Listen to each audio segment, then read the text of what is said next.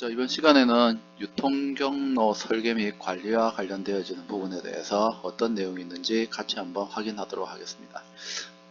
자, 전략적으로 우리가 가장 시장 선점을 위해서, 시장 확대를 위해서 효율성을 추구할 수 있는 유통경로, 기업 입장에서는 이와 관련되어지는 경로 설정을 하는 데 있어서는 신경을 써야 될 부분이 한두 개가 아니겠죠. 이렇게 이제 유통경로를 설계하고 관리하기 위해서는 여러가지 과정이 필요합니다. 그 절차상에 있어서의 단계를 우리가 이제 어떤 것들이 있는지 확인을 해 보겠습니다. 최우선적인 것은 기업의 전략이죠. 자, 우리가 전략이라는 말하고 전술이라는 말이 있는데, 자꾸 이 전략 전술하니까 무슨 군사적인 개념으로 여러분들이 생각할 수 있는데, 군사적인 개념하고는 상관없죠.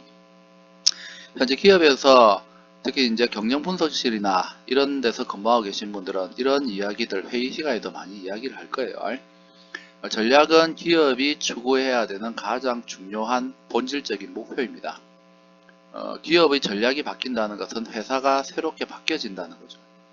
그리고 하나의 전략을 형성을 하게 되면 이러한 전략을 위해서 필요한 여러가지 방법들이 있을 수 있어요. 그러한 방법들을 우리가 전술이라고 얘기합니다. 전술은 변화될 수 있으나 전략은 바뀔 수 없습니다. 한 개의 목표를 설정하게 되면 그와 관련되어서 기업 각 부서에서 추구하고자 하는 소목적이 결정이 되게 돼요. 그리고 그와 관련되어서 1년이면 1년, 2년이면 2년에 걸친 장기적인 그 기간에 있어서의 그 여러가지 그 단계가 설정이 되어지게 되고, 그와 관련되어서 여러가지 사전조사라든지 분석 이런 데 상당히 많은 비용이 들어가게 됩니다. 그래서 기업이 목표를 수정한다는 것은 전략을 바꾼다는 거죠. 그 말은 이때까지 추구했던 모든 것들에 대해서 다시 원점으로 돌아간다는 뜻이에요. 그러면 다시 초기 작업부터 모든 걸 다시 시작을 해야 되죠. 그래서 기업의 경영전략실에서 하나의 어떤 올해 우리가 또는 2, 3년 안에 추구해야 되는 어떤 기업의 전략 목표를 설정을 하게 된다. 그게 그냥 하루아침에 일어나는 건 아니죠. 상당히 많은 준비를 하게 되고 상당히 많은 사전 조사를 하게 됩니다. 특히 소비자 분석, 환경 분석, 경쟁사 분석 이런 분석과 관련되어진 부분에 있어서 막대한 자금이 투여가 됐죠. 그렇게 해서 설정된 전략입니다. 그래서 전략을 수정을 할 수는 없어요. 이제 전략이 수정되고 나면 실제로 이제 모든 일들을 다시 원점에서 다시 시작해야 되기 때문에 처초에 세웠던 전략 실패는 기업 전체에 있어서의 그 존립하고도 좌우될 수 있는 그렇게 굉장히 중요한 역할을 수행합니다. 그래서 경영전략실에 있는 친구들은 또는 거기에서 일하시는 분들은 한 기업에서 최고의 두뇌들만 모여있다고 보셔야 되죠. 그래서 기업 경영전략실에 들어가기 위해서 상당히 많은 노력을 하시는 분들도 많이 있죠. 주변에 보면 특히 이제 인사승진이나 이런 거와 관련되어서 그런 시기만 되면은 그와 관련된 부분에 대해 실적 때문에 상당히 많은 노력을 하시는 분들이 있습니다. 자, 어쨌든 최초에는 전략을 결정을 해야 됩니다. 전략이 결정되고 나면 우리는 이제 유통 경로 설계와 관련되어지는 거죠. 그럼 이런 기업 전략에 맞추어서 유통도 기업 전략하고 관련되어서 매칭될 수 있는 유통 전략을 결정을 해야 됩니다. 역시 전략은 바뀌어질 수 없어요. 전술은 바뀌어질 수 있습니다. 그래서 기업 전략이 먼저 설정되고 나면 유통 전략을 설정을 하게 됩니다. 그리고 여러 개의 대안들 중에 가장 현재 기업이 추구하고자 하는 전략, 유통이 추구하고자 하는 전략하고 가장 매칭될 수 있는 이제 경로를 선정을 하게 됩니다.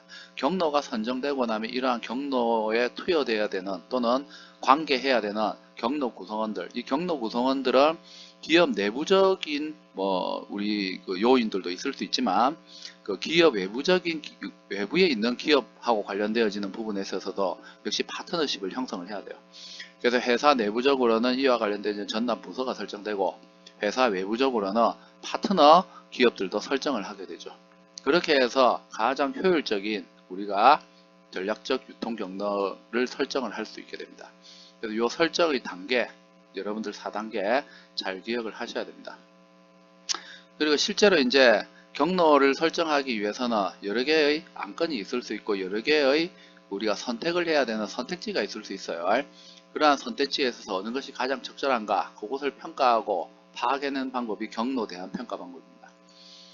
가장 기본적인 게 경제적 기준법. 경제적 기준법은 결국은 기업에서 이런 이제 경로, 유통 경로와 관련되어지는 부분에 있어서 역시 투여되는 비용 부분이 굉장히 중요하죠. 그래서 전체적인 매출액하고 비용하고의 형평성 관계, 즉 수익성 분석을 실시를 합니다.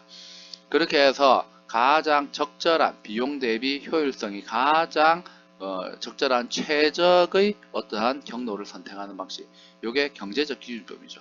그래서 주로 이제 손익부గిం점을 평가를 하게 됩니다. 그렇게 해서 이제 수익성을 분석을 하게 되죠. 그래서 가장 단기간 내에 최소의 비용을 들여서 최적의 효과를 낼 수 있는 안건을 경로를 선택하는 방식이 경제적 기준법이에요. 가중평균법은 우리가 앞에서 확인을 했었던 비슷한 이동평균법, 가중평균법 우리 앞에서 했습니다. 그래서 요거는 이제 각각의 그 대안에 가중치를 적용을 해서 산술적으로 우리가 계산을 해내서 가장 높은 수치가 나오는 것을 선택을 하는 방식입니다. 요거하고 좀 다른 게 이제 우리 모의 실험 방법이라고 있죠. 이거는 아예 컴퓨터 시뮬레이션을 통해서 가장 효율적인 대안을 평가하는 방법이에요. 요거는 컴퓨터 시뮬레이션을 통하는 방식이고, 가중평균법은 산술적인 수치를 이용해서 이제 수학적으로 계산을 해내는 방식이라고 볼 수 있습니다.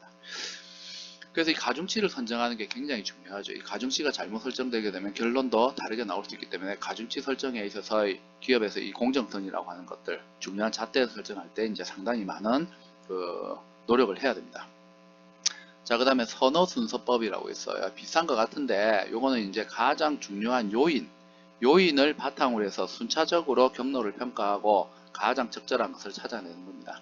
그 다음에 최저 요구 수준 방법은 기업에서 요구할 수 있는 가장 최저의 요구 수준이 있을 수 있을 거예요. 그것을 결정을 하고 그 기준치에 미달하게 되는 것은 하나씩 제외시켜 나가서 최후에 남는 방법을 설정하는 방식이죠. 그래서 어쨌든 기업에서는 경로 대안을 평가하기 위해서 여러가지 기법들이 있고, 이러한 기법들 중에서 가장 적절한 것을 선택을 해야 되는데, 오늘날은 이 모의 실험, 이제 실제로 이제 여러가지 변수를 집어넣어서 컴퓨터로 시뮬레이션해서 평가하는 방법, 요것들을 이제 우리가 많이 사용을 합니다. 근데 사전 비용이 굉장히 많이 든다는 단점이 있어요. 그래서 대기업 같은 경우에는 사실은 이제 컴퓨터 시뮬레이션을 통해서 이제 가장 좋은 결과를 뽑아내고 그것을 바탕으로 해서 이제 그 경로를 설정을 하게 됩니다. 이것도 이제 보통 우리 소상공인이라든지 중소기업에서는 사용할 수 없는 방법이죠. 그래서 이거는 대기업에서 특히 연구소가 있는 대기업 같은 경우에서는 이런 방법들을 많이 사용을 하고 있다.